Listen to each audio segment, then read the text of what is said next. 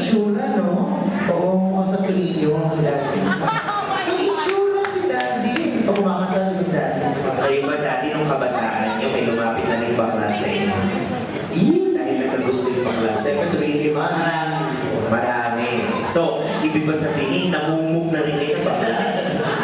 Ay! Lalo na sa Florida. Gusto ko si Daddy umaamin. Seaman pa to, di ba? Gusto ko naman. Oo. Siyempre, pag seaman, malungkot. Oo. Tumiting, umaga na. Ako may pili na lang mapatutok. Baka may makita kayo hindi